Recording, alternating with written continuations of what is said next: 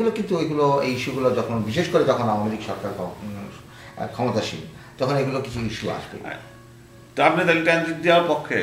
আমার তো মনে হয় যে বাংলাদেশের যদি এটা আমাদের দেশের স্বার্থে যদি কোনো জাতীয় স্বার্থে যদি কোনো পরিপন্থী না হয় সেক্ষেত্রে আমাদের তো কোনো আজকে আমেরিকার সাথে আমি কথা বলি, আজকে আমেরিকার সাথে মেক্সিকোর যে সুযোগ সুবিধা পার্শ্ববর্তী দেশের সাথে, তো সেটাতে কি আমেরিকার কি খুব ক্ষতি বা মেক্সিকোকে খুব এখানে কি খুব সেখানে জব অপরচুনিটি বাড়ছে। কি পয়েন্ট যেটা হচ্ছে যে জাতীয় স্বার্থে কোনো পরিপন্থী যদি কোনো কিছু না হয় তাতে আমাদের দেশের জাতীয় স্বার্থ এখানে আওয়ামী লীগের বিরুদ্ধে কিছু অভিযোগ আছে। শেখ হাসিনা স্পেশালি প্রথমবার যখন ক্ষমতা আসলেন উপজাতিদের সাথে একটা চুক্তি করেছিল, চুক্তির সেক্রেট হয়েছিল। আপনি ওপেন করে দেন না কেন? ডিবেটে পার্লামেন্টে ডিবেট করেন, সাংবাদিকদের বলেন যার যা খুশি হোক, একটা জনমত সৃষ্টি হোক বা আসল জিনিস বেরিয়ে আসুক, সেটা কোথায়? ট্রানজিট আপনি যদি হয় ট্রানজিটের ডিবেট চালান, ডিবেট ভিতরে বাইরে, পার্লামেন্টে কথা হতে পারে, বাইরে সাংবাদিকরা কথা বলতে, বিভিন্ন টিভিতে টক শো হতে পারে, টক শো হয়ে তার জনগণ জানুক যে অ্যাকচুয়াল ট্রানজিট কি, কেন দরকার। এই বিষয়গুলো তো আসলে আমরা সংসদে আমরা আশা করি বিরোধী দলগুলো করে, কিন্তু ওনারা যদি এগুলো কথা বাইরে বলেন, যেটা আপনি আপনার আলোচনায় নিয়ে আসছেন, এই কথাগুলো আপনার বাইরে বলা আর সংসদে বলা মধ্যে কিন্তু আকার, এই কথাগুলো কেন ওনারা সংসদে উৎপাদন এবং তার পক্ষে এবং ট্রানজিট দেওয়ার যারা পক্ষে কথা বলছেন তাদের পক্ষে নিশ্চয়ই একটা যুক্তি আছে, এবং সেই যুক্তি সাধারণ জনগণই তার আমরা সবাই বুঝবো যে আসলে এটা সেন্স মেক করে কিনা। আমি বিক্ষিপ্তভাবে অনেক কথাই বলতে পারি, তো এই কথাগুলো যখন সংসদে বলা হবে এবং নিশ্চয়ই তাতে কোনো জোরালো যুক্তি আছে, আপনারা উত্থাপন করেন সংসদে, যে বাইরে এসে কথা বলে তো কোনো এটা কোনো ভ্যালু না। আমি যেটা মনে করি সেটা হলো কি, খালেদা জিয়াকে একটা আহ্বান জানাচ্ছি আমরা এই মাধ্যমে, ভিডিওর মাধ্যমে, জানি না উনি দেখবেন কিনা। তো ঘটনা হলো কি, সেটা হলে আপনি পার্লামেন্টে যান, আপনি বলছেন সিট নাই, দাঁড়িয়ে কথা বলেন, কয়েকটা ক্যামেরা নিয়ে যান, দাঁড়িয়ে কথা বলেন, দেখা যায় প্রাইম মিনিস্টারের অবস্থা কি হয়। আর দ্বিতীয় কথা যে শেখ হাসিনা ভারতীয় দালাল, এই কথাটাও দাঁড়িয়ে বলেন, যে পার্লামেন্টে যে বলেন ট্রানজিট দিবেন না, এই কথাটা পার্লামেন্টে যা বলেন, তাহলে ঘটনাটা কি হবে, পার্লামেন্টে প্রচন্ড হইসই হবে, সেগুলো পত্রপত্রিকায় যাবে, আর সাংবাদিক ভাইরা এটা নিয়ে আলাপ আলোচনা করে জিনিসটা ক্লিয়ার হবে যে অ্যাকচুয়ালি ট্রানজিটটা আমাদের ভালো কি মন্দ, কতটা আমাদের সুফল হবে, সেটাই গণতন্ত্র। বিরোধী দল যা খুশি তাই বলতে পারে, কিন্তু তাদের পার্লামেন্টে যে বললে ভালো হয়। না, অবশ্যই একটা সরকারের যদি একটা কোনো স্ট্রং যদি কোনো বিরোধী দল না থাকে, তাহলে যে পক্ষই রাষ্ট্রীয় ক্ষমতা সেটা কিন্তু পরবর্তীতে একটা স্বেচ্ছাচারিতা পর্যায়ে এসে যেতে পারে। সেটা কিন্তু আমাদের দেশের জন্য, লোকের জন্য, জনগণের জন্য, জনগণের জন্য মঙ্গলজনক। তো সেই জন্য চেক অ্যান্ড ব্যালেন্সের যে একটা কথা বলা, যে আপনি এই কাজটা করছেন, এটা কিন্তু ঠিক হচ্ছে না, এবং এই কাজটার জন্য এটা করা উচিত, এবং সেটা আপনি তখন সাধারণ জনগণের কাছে এটা অ্যাওয়ারনেসটা আসবে, এবং এটা দেশের জন্য ভালো। এই জন্য বিরোধী দল আমরা আশা করবো।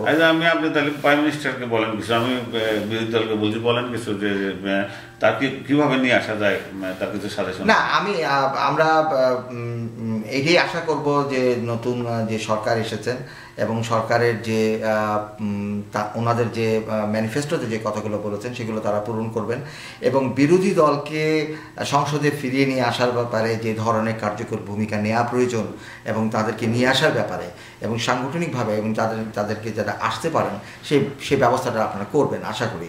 এবং বিরোধী দলকেও আমরা এটি আশা করব যে অন্ততপক্ষে তর্কের খাতিরে শুধু নয়, বিরোধিতার কারণে শুধু নয়, দেশীয় জাতীয় কারণে, কারণ আপনাদের কথা বলার সুযোগ যথেষ্ট, এবং সাধারণ জনগণ কিন্তু আগের মতো নয়।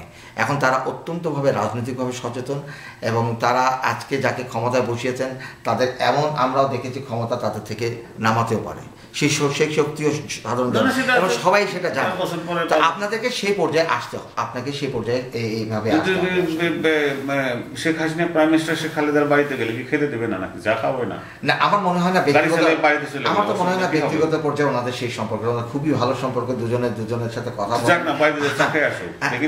আমরা তো, আমার মনে হয়, বিশ্বাস করবেন কিনা জানি না, আমরা যখন নিউজে যখন একটা সেনাকুঞ্জে একটা অনুষ্ঠান হয়েছিল তখন বিরোধী দলের নেত্রী দুজনেই ছিলেন, প্রধানী, তো দুজনেই কথা বলেছেন, এবং পরের দিন আমার মনে হয় সারা দেশ সবচেয়ে বেশি খুশি হতো যে ওনারা নিজেরা কুশল বিনিয়োগ করে একটা হাস্যজ্জ্বল, একটা সৌহার্দ্যপূর্ণ, যেটা মানে এটা সবাই আশা করছিল, তাহলে এটা একটা দেশের একটা নতুন একটা জিনিস তৈরি হতো। আমরা আশা করবো, আমরা কিন্তু সাধারণ দায়িত্ব তো প্রাইম মিনিস্টারের বেশি, কারণ উনি ক্ষমতা, উনি যে ওনার বাসায় চা খাইতে দেবে না নাকি, বাড়ি করে দেবে বাসার থেকে নাকি? না, উনি তো হবে?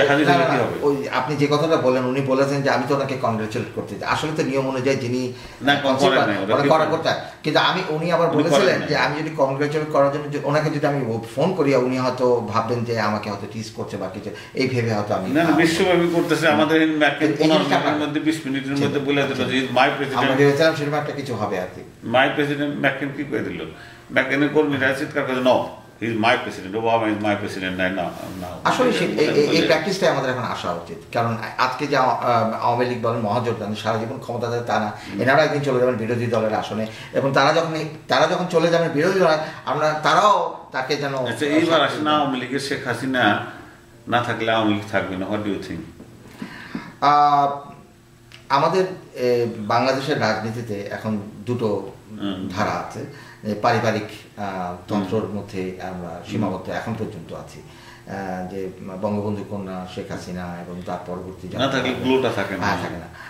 এবং আপনি দেখবেন যে অনেক সিনিয়র যারা আওয়ামী লীগের যারা আছেন, তারা বয়স হয়ে গেছেন, তারা রাজনীতিতে কতটুকু ভূমিকা সেই ক্ষেত্রে, এবং বিএনপির ক্ষেত্রেও একই বিষয় প্রযোজ্য। নেতৃত্ব দাঁড় করেন না কেন? কিন্তু এখন থেকে তারা যে সিস্টেমটা করবেন, যে আমার মনে হয় হ্যাঁ, আমি আশা করি যে যেটা করবেন ইয়েতে তারা যেন এই ধারাটাকে এগিয়ে নিয়ে যেতে পারে। ওরা তো আপনি আশা করছেন একজন সাধারণ